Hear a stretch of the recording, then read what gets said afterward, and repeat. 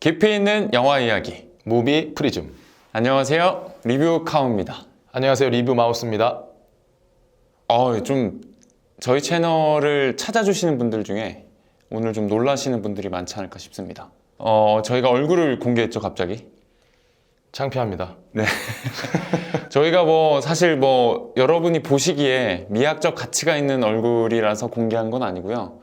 저희가 영화 리뷰를 하면서 자료 영상을 사용을 하는데 그게 생각보다 저희같이 알려지지 않은 영화 유튜버가 자료 영상 사용하기가 쉽지가 않더라고요. 맞습니다. 그래서 저작권 문제도 있고 여러 가지 문제가 있어서 그냥 저희는 어차피 토크 열심히 하는 리뷰어라서 여러분께 얼굴을 공개하고 열심히 토크를 해보겠다, 이런 생각으로 이제 얼굴을 공개하게 됐습니다.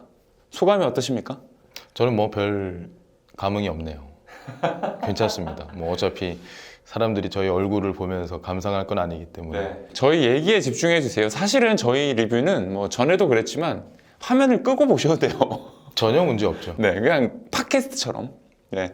근데 좀 저희의 표정이나 반응을 좀 같이 공유하고 싶다, 그런 분들은 비디오를 켜셔도 괜찮겠죠. 구독자가 확 줄어들 것이라는. 근데 만약에 저희가 오늘 리뷰 이후에 구독자가 급감한다 이러면 다시 얼굴을 비공개로 하도록 하겠습니다. 아유, 계속 공개로 밀고 가고 있습니다. 자존심이 허락하지 않아요. 네. 아무튼 이렇게 저희가 오늘 얼굴을 공개한 이유를 간단하게 말씀을 드렸고, 오늘 저희가 다룰 영화 뭡니까? 콘크리트 유토피아. 네. 지금 뜨겁습니다. 콘크리트 유토피아 개봉한 지 며칠 됐고, 저희가 지금 녹화하는 시점이 8월 16일인데 개봉한 지 일주일 됐는데 콘크리트 유토피아가 벌써 200만을 훌쩍 넘겼고 흥행을 잘 하고 있습니다. 오펜하이머 개봉하기 전에 빨리 관객분들이 찾으셨어야 되는데 많이 찾으셨죠, 200만 다행이네요, 정도면. 이 정도면. 네, 많이 찾아주셨고 그만큼 영화가 좋아요. 저는 올해 그리고 작년까지 해서 한 2년 국내 영화 중에는 탑이라고 꼽을 정도로 정말 재밌게 봤어요. 네네네. 어떤 점이 그렇게 좋았습니까? 일단은 플롯 자체가 좀 식상할 수 있다라는 분들도 있고, 이게 대한민국의 아파트 공화국 현실을 보여주는 것이다 말씀하시는 분들도 있는데, 차차 말씀드리겠지만 저는 이 영화는 철저히 권력 그리고 자원에 대한 이야기다. 그래서 우리 인류의 역사, 한국사, 세계사 모든 게 다 담겨 있고 앞으로의 미래도 다 예측할 수 있게끔 영화가 만들어 놨다. 그런 부분에서 참 감명 깊었다를 넘어서 소름 돋을 정도였어요. 네. 그리고 저희가 굉장히 좋아하는 배우 이병헌 배우가 주연을 맡아주셨는데 사실 저는 그렇게 생각하거든요. 이병헌 배우가 연기 잘하는 거는 새삼스러울 일이 아닌데, 이병헌 배우가 가진 연기 스펙트럼이 굉장히 넓지 않습니까? 근데 이번 영화에서도 여지없이 그 폭넓은 스펙트럼을 다 보여주셨다라는 생각이 들어요. 저는 이병헌 배우의 연기를 보면서 언제 제일 감동했냐면 광해에서 그 변을 보는 장면. 그 매화틀에 그 장면을 보고 이 깜짝 사람 놀랐죠. 이런 연기를 이렇게 맛깔나게 한다? 그니까. 근데 그 감동을 이번에 콘크리트 유토피아, 줄여서 콘유라고들 하는데 다시 한번 느꼈어요. 그래, 맞아, 연기 천재였어. 다시 한번 느끼게 한 영화입니다. 네, 진짜 연기 천재시고 이번에 콘크리트 유토피아에서도 약간 코믹한 연기부터 굉장히 약간 미치광이처럼 보이는 그런 연기까지 정말 다양한 연기를 잘 보여주셨고, 먼저 콘크리트 유토피아는 많이 알고 계시겠지만 김숙룡 작가의 웹툰 유쾌한 왕따 2부 유쾌한 이웃이라는 작품이 원작이고요.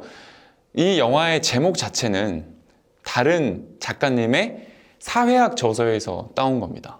박해천 작가님의 콘크리트 유토피아라는 넌픽션 저서가 있죠. 네, 거기서 따왔고, 박해천 작가님께서 엄태화 감독님이 영화를 만드는데 제목을 좀 써도 되겠습니까? 라고 박해천 작가님한테 연락을 드렸더니 흔쾌히 쓰셔라 라고 했고, 엄태화 감독이 끝까지 고민했대요.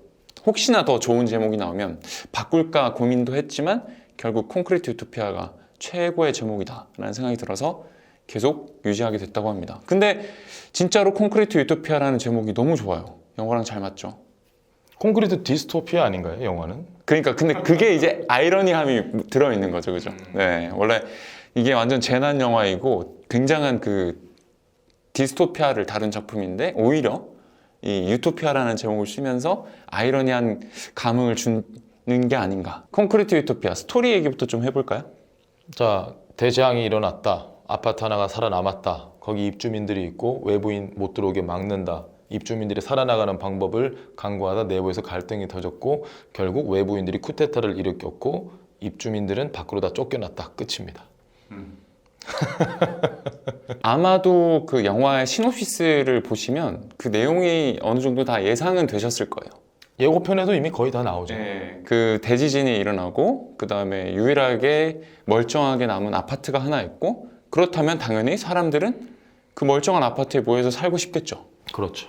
그 멀쩡한 아파트에 소유주가 있을 것이고 그 아파트가 아닌 다른 곳에 살던 사람들은 자기네 집이 다 무너졌으니까 그 아파트에 들어오고 싶어 하겠죠.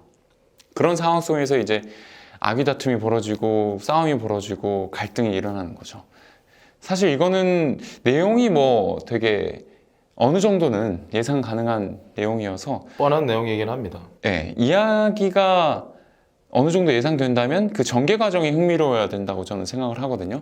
근데 그 전개 과정이 굉장히 좋았다라는 생각이 많이 들었습니다. 그래서 이걸 이제 어떤 똑같은 얘기를 풀어가는 방식이 이제 플롯을 달리할 수 있는데 그 플롯이 굉장히 저는 괜찮았다고 생각이 들어요. 적절한 시점에 플래시백을 통해서 과거로 넘어가서 어떻게 이런 상황이 벌어졌는지를 좀 뒤에 설명을 해주잖아요.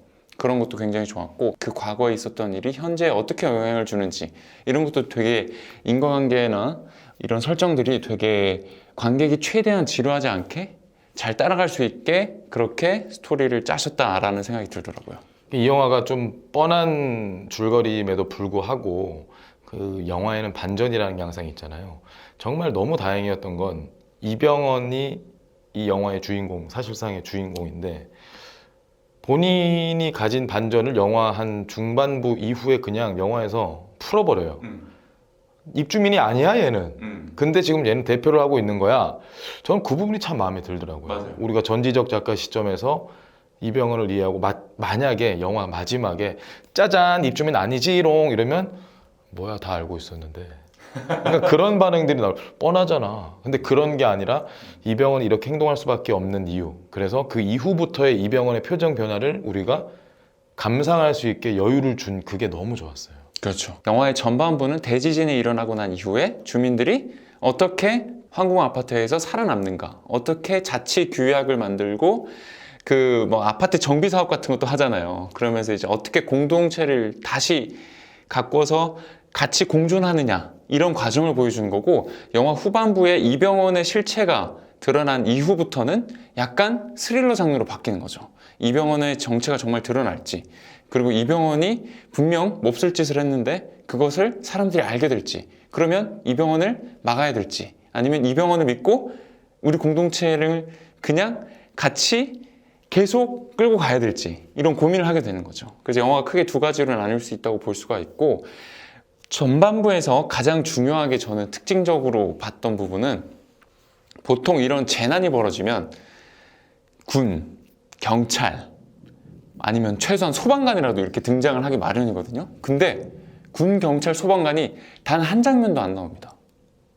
다 그냥 꼴까닥 했으니까요. 꼴까닥 한 건지 아니면 의도적으로 배제한 건지 그게 좀 궁금하긴 한데, 경찰, 소방, 군인 이런 국가기관을 상징하는 사람들이 한 명도 안 나와요. 그리고 그 지역구 의원은 초반에 꼴까닥 하시잖아요. 네, 그 정치가 완전히 부재한 상황이에요.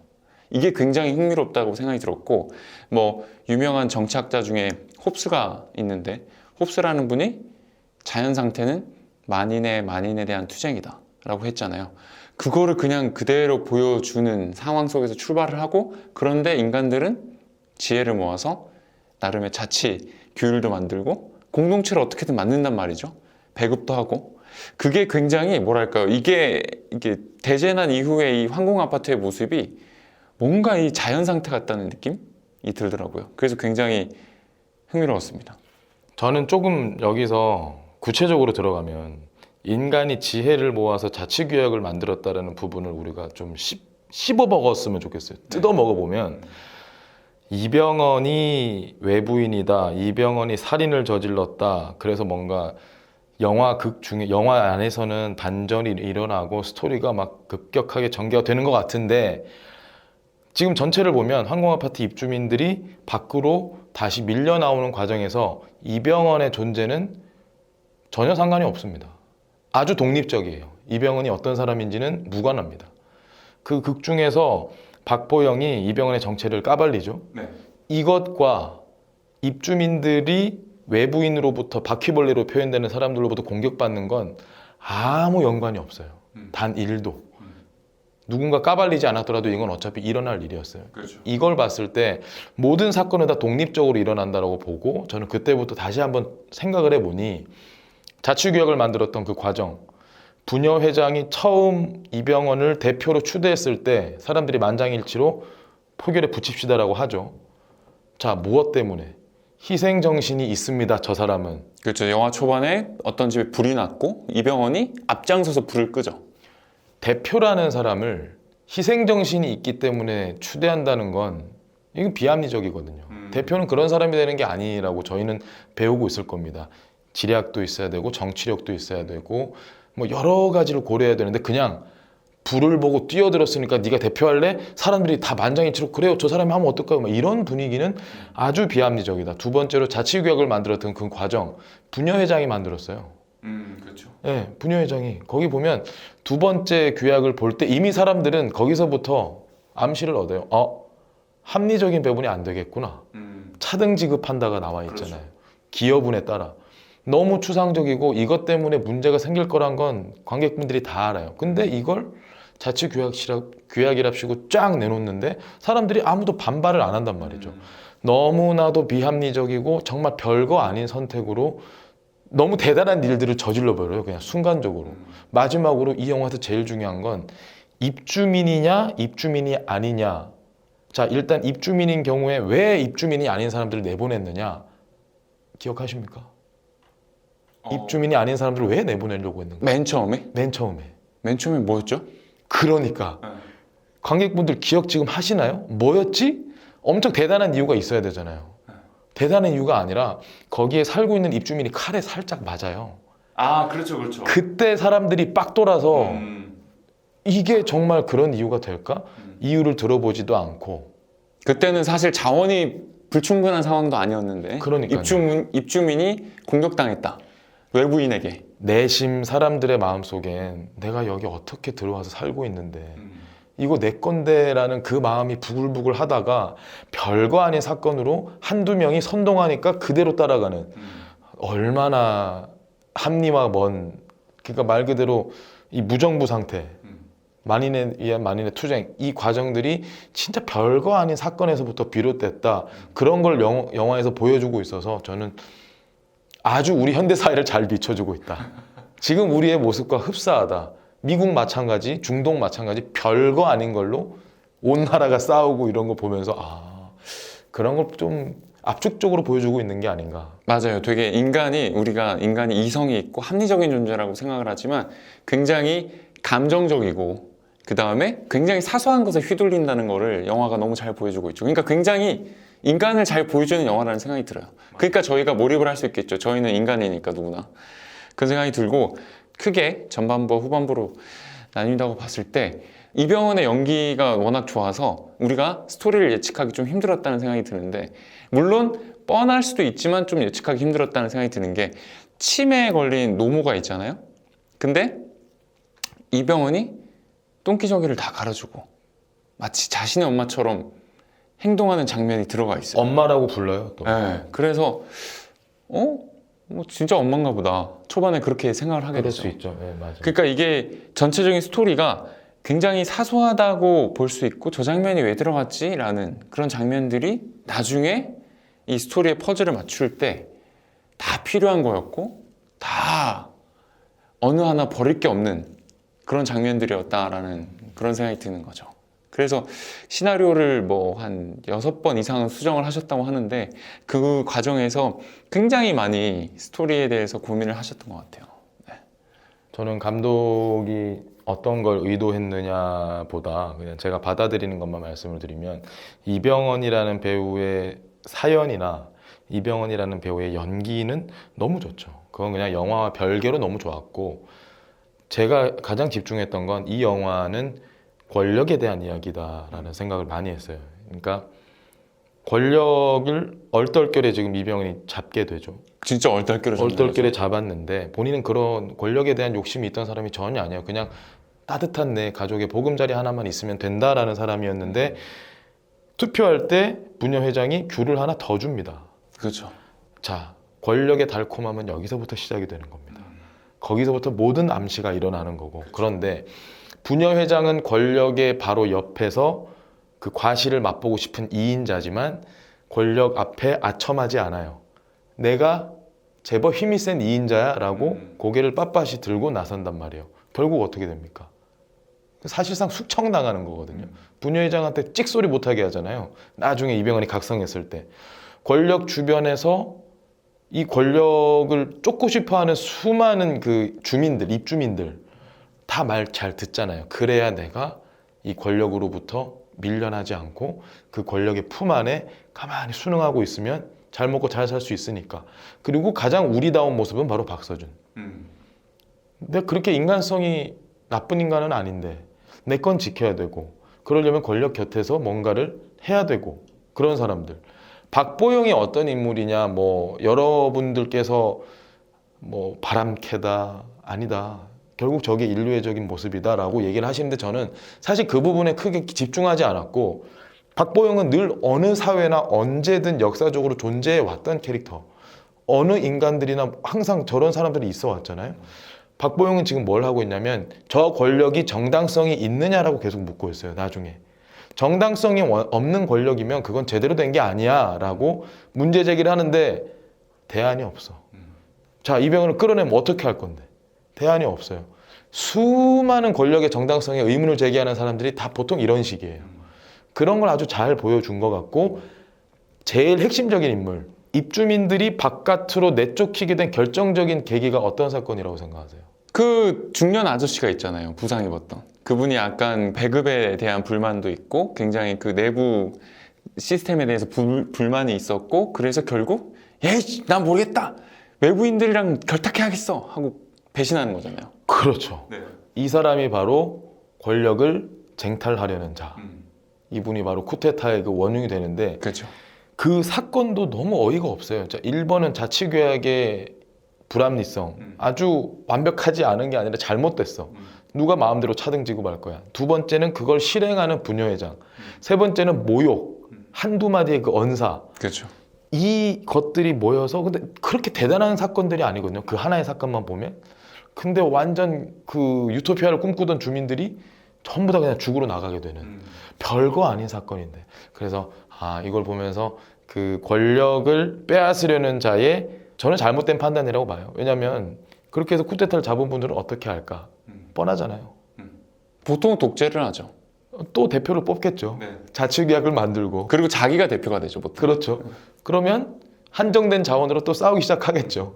그게 뻔하잖아요. 그러다가 축출되고 잘못된 선택이었죠. 제대로 된 선택을 하려면 사실 협의를 하고 협상을 해서 근데 뭐 이미 인간성이 사라진 상태이기 때문에 그건 불가능하지만 뭐 어쨌든 이 권력을 전반적으로 다 설명해주는 인물별로 얼마나 이게 권력에 대한 설명을 입체적으로 잘했는지를 저는 느끼게 된 영화라서 보면서 사실 계속 감탄했어요. 그래 맞아.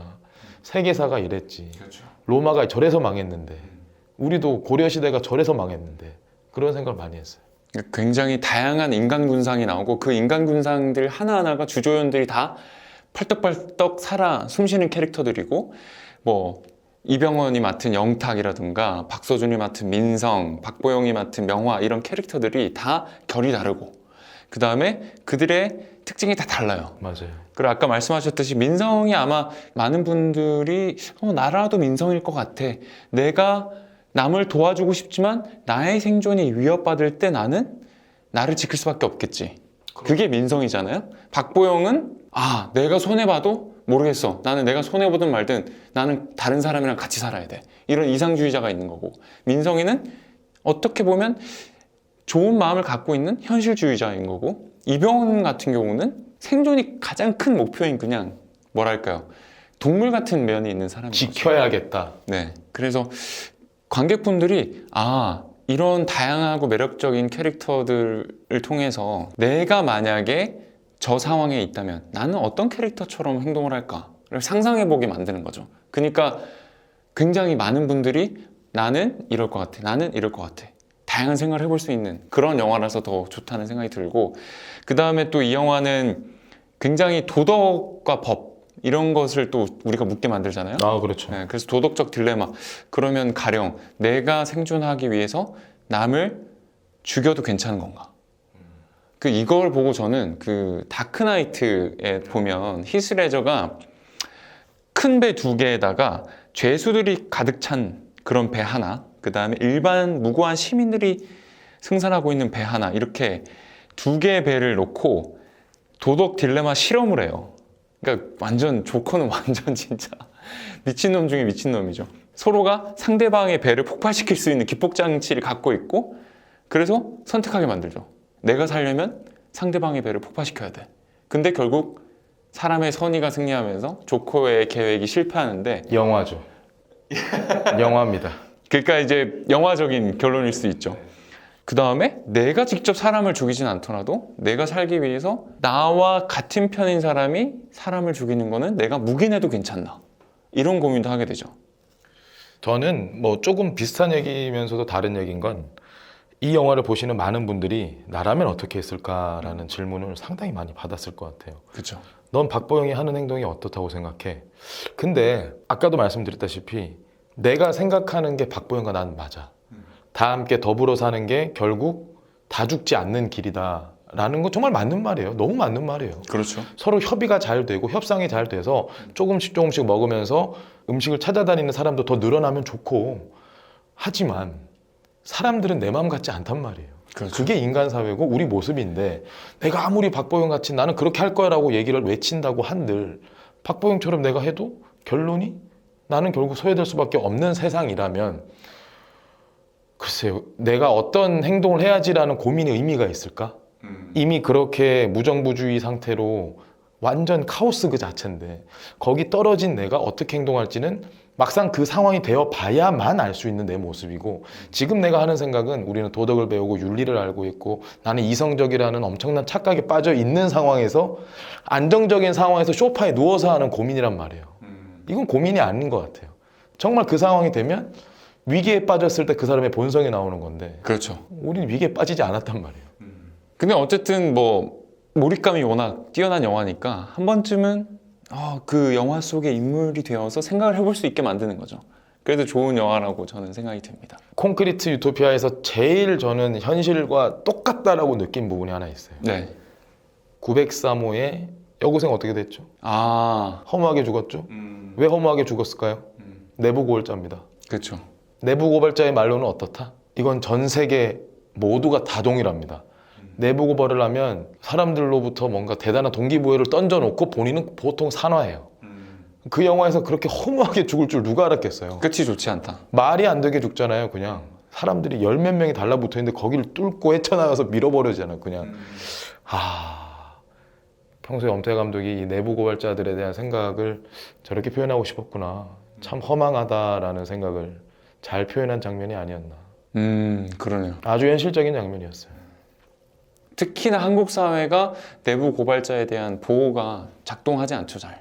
물론 뭐 이제 구조적으로 우리 사회를 보면 내부 고발자를 지키기 위해서 노력도 하고 아니면 내부에서 감싸는 척하면서 배척하고 뭐 이런 복잡한 게 있지만, 지금 저 사회는 아주 단순하기 때문에 그냥 저렇게 표현한 것 같아요. 그냥 이병헌이 화내면서 그냥 절벽 아래로 밀어버리죠. 내가 죽을지언정 넌 내가 꼭 같이 데리고 간다, 뭐 이런 느낌. 무서웠어요. 항상 저희는 얘기했지만 좋은 영화는 영화가 끝나고 난 다음에 머릿속을 떠나지 않는다. 이야기할 거리가 많은 영화. 네, 그 엔딩 크레디트 이후가 더 풍성한 영화가 좋은 영화다라는 얘기를 또 드리게 되는 영화인 것 같고요. 비주얼 얘기를 좀 해야 되는데, 혹시 그 영화가 끝나고 엔딩 크레디트가 올라갈 때까지 기다리셨던 분들은 그 엔딩 크레디트의 많은 비중을 차지한 것이 VFX입니다. 한국에 있는 굉장히 많은 특수효과 회사들이 다 다 참여를 했어요. 네, 큰 회사, 조금 작은 회사들 다 많이 참여하셨고 정말 제 느낌으로는 와 이거는 한국 특수효과의 그 결정체다 이런 생각이 들 정도로 어떠셨어요? 굉장히 비주얼이 좋지 않았습니까? 솔직히 저는 이 스토리에서 권력을 표현해내는 방법이나 그 인물들 간의 대사 하나하나에 녹아있는 디테일이 너무 좋죠. 그런 것들에 꽂혀서 저기 말씀드렸잖아요. 이병헌의 정체는 솔직히 관심도 없었어요. 그냥 뭐 그렇겠지. 이병헌의 정체가 이 스토리에 큰 영향을 끼치진 않으니까 우리 삶이 어땠나? 계속 영화 보면서도 영화에 집중을 하면서도 아 맞아 유럽에서 그 호령했던 나라들이 어떻게 망했더라 이 생각도 하고 우리 역사 생각하느라 사실 비주얼에 사실은 집중 못했습니다. 그럼 이제 비주얼이 눈에 거슬리진 않았다는 전혀 얘기죠? 거슬리지 않았죠. 그럼 이제 자연스러운 몰입을 유도했다는 거고 그만큼 현재 한국의 그 CG 그다음에 비주얼 이 VFX의 역량이 완전 똘똘 뭉친 영화가 아닌가 그런 생각이 들었고요. 실제로 그 황궁 아파트 3층까지를 세트로 다 지었대요. 네, 그래서 단일 규모로는 한국 영화 최대 규모의 세트를 만들었고 그 다음에 CG도 괜찮았고 네.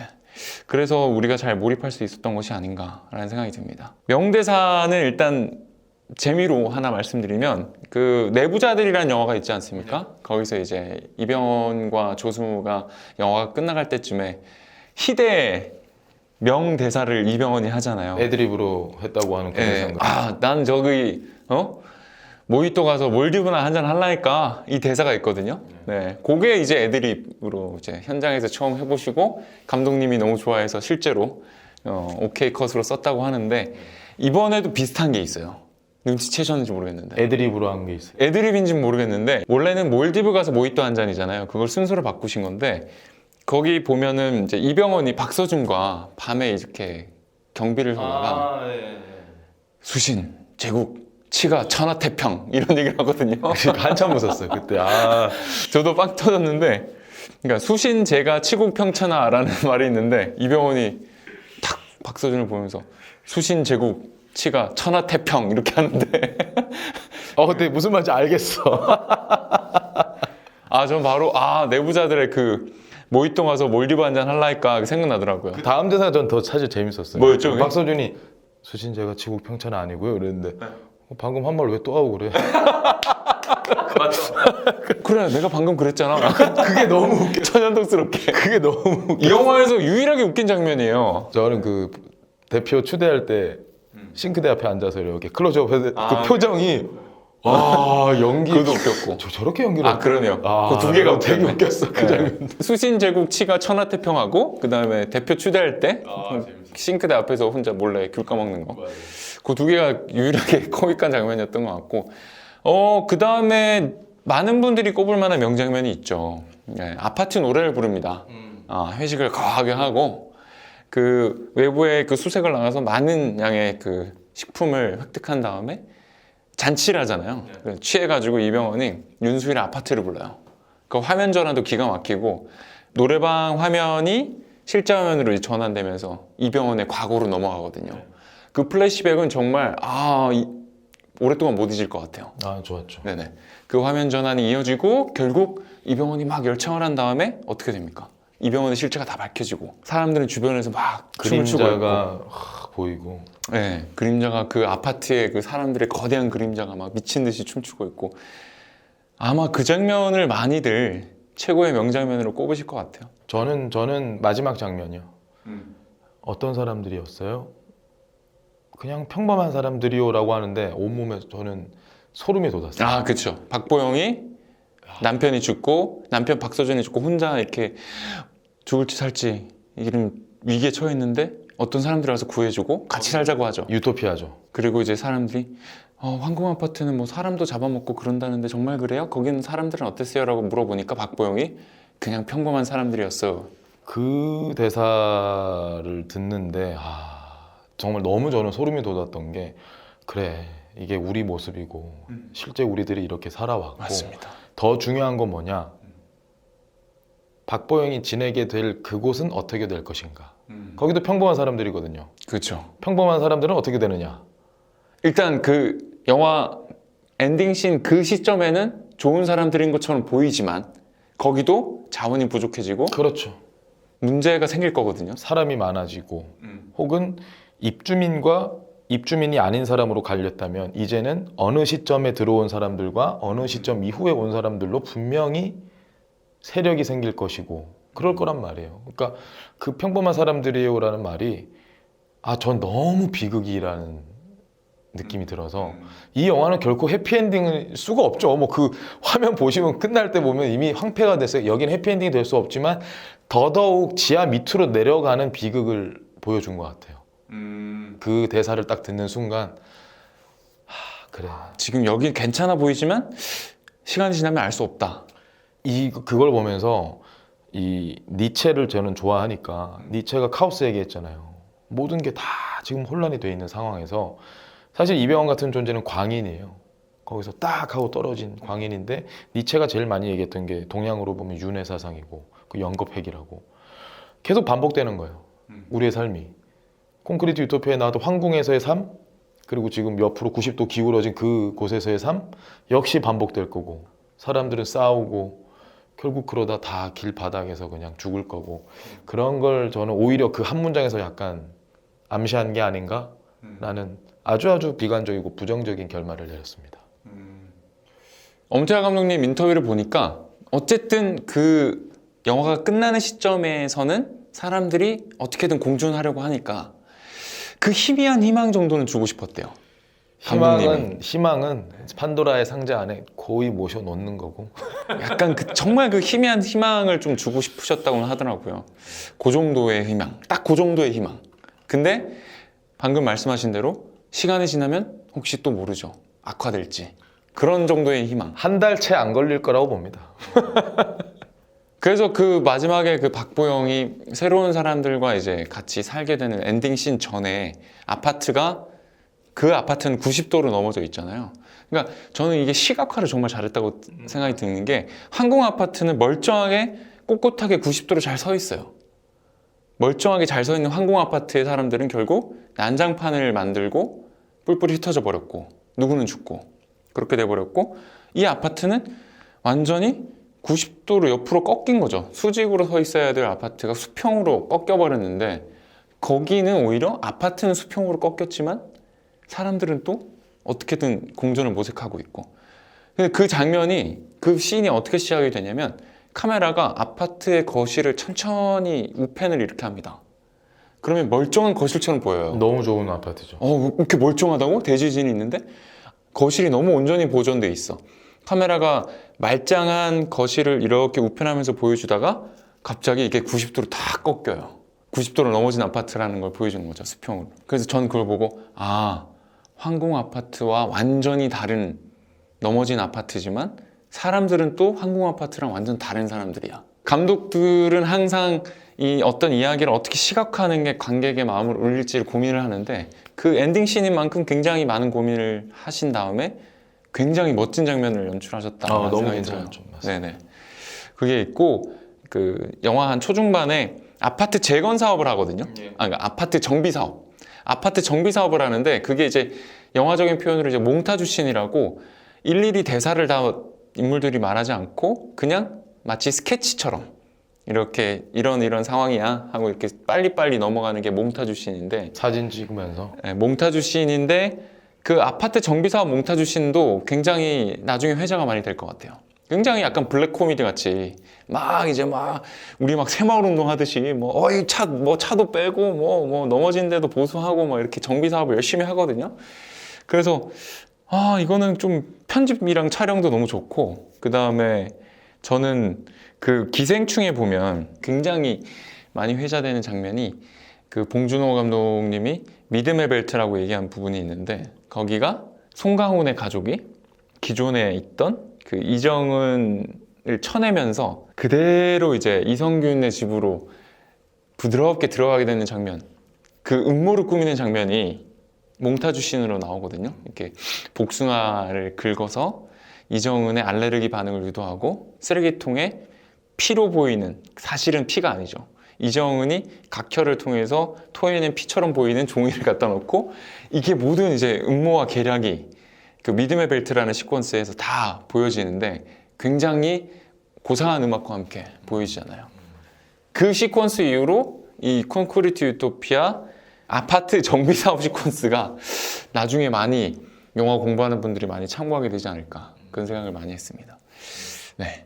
그 다음에 또 재밌었던 거는 영화 초반에 보면 영화 초반에 저는 그 뉴스릴이 나오거든요. 뉴스가 나오는데 그거를 굉장히 잘 썼다는 생각이 들어요. 우리가 굉장히 많은 분들이 아파트에 살고 있지만 이 아파트가 어떤 의미인지는 사실 뭐 그렇게 깊게 생각하기가 어렵잖아요. 근데 이 뉴스릴을 통해서 한국 아파트의 역사하고 이 아파트가 한국에서 갖는 의미를 굉장히 압축적으로 잘 설명을 한 다음에 바로 다음 장면에서 대지진이 일어나는 걸 보여줘요. 그래서 아파트들이 막 무너져요, 도미노처럼. 그러니까 이게 이 영화의 정말 중요한 관건은 이 서울의 초대형 지진이 일어나서 당신이 사는 아파트가 정말 다 무너질 수가 있습니다. 이거를 납득하고 시작을 해야 되거든요, 관객이. 그래야 영화에 몰입할 수 있잖아요. 근데 그거를 초반에 오프닝에서 뉴스를 통해서 아파트의 역사를 보여주고 아파트의 의미를 설명한 다음에 바로 뛰어난 그 특수효과 비주얼을 통해서 뛰어난 CG를 활용해서 굉장히 놀라운 비주얼로, 이 영화는 비주얼도 괜찮거든요. 굉장히 놀라운 비주얼로 서울의 대지진이 일어나는 모습을 보여주면서 바로 관객을 몰입하게 만들더라고요. 그래서 굉장히 좋은 오프닝 시퀀스였다 이런 생각이 듭니다. 그래서 바로 몰입이 되니까 사실은 다시 생각해보면 저 대지진이 일어났는데 항공아파트 한 동만 남아있다? 좀 이상하긴 해요. 말이 안 되죠. 자기적인 설정이라는 생각이 들긴 해요. 다시 생각하면. 근데 충분히 저럴 수도 있겠다 라는 생각이 들죠. 네. 그거를 위해서 이제 감독님이 로케이션을 굉장히 신경 썼다고 하는데 그 영화 속의 그 항공아파트 위치를 약수역 근처에 남산 언저리쯤으로 가정하고 다 공간을 설계했대요. 그래서 한강에서도 그렇게 멀지 않고 영화 중간에 보시면 한강으로 원정 가잖아요. 영화 중반쯤에. 걸어서 갈 수 있죠. 네, 그래서 한강도 그렇게 멀지 않고 산에 있고 그래서 지진의 영향을 좀 덜 받고 이런 거를 나름 굉장히 현실감 있게 구성을 하신 거죠. 그게 굉장히 좋았다는 생각이 들어요. 도봉산 쪽이 더 탄탄할 것 같은데 그렇게 치면. 악산이니까. 네. 리얼리티에 굉장히 신경을 많이 썼기 때문에 우리가 잘 몰입할 수 있었던 것이 아닌가 이런 생각이 듭니다. 사실 이게 그 제작사 대표님 인터뷰를 보니까 재난 유니버스를 기획하고 계신데 이 콘크리트 유토피아가 그 첫 번째 작품이래요. 네, 세계관이 많이 연결되는 영화 작품들이 있다고 들었습니다. 네. 영화와 드라마가 또 나온다고 하니까 다음에 약간 느슨한 세계관을 생각하고 계시던데 MCU처럼 굉장히 밀접하게 연관된 세계관이 아니라 각자의 작품이 개성을 유지하면서도 전체적으로 어느 정도의 세계관을 공유하는 그런 느슨한 연결을 지금 기획하고 계신다고 하니까 다음 작품도 좀 기대가 됩니다. 좋습니다. 네네. 저희 콘크리트 유토피아 너무 재밌게 잘 봤고요. 지금 아마 극장에서 뭐 9월까지도 상영을 하지 않을까 싶습니다. 혹시 영화가 너무 어두운 거 아니야? 이런 생각을 가지신 분들은 조금 어두울 수도 있지만 그래도 충분히 재밌는 영화니까 한번 극장에서 확인해 보시면 좋을 것 같습니다. 구독, 좋아요, 알림 설정하시면 복 받으실 겁니다. 저희는 다음에 더 재밌는 영화로 찾아뵙겠습니다. 감사합니다. 들어가세요.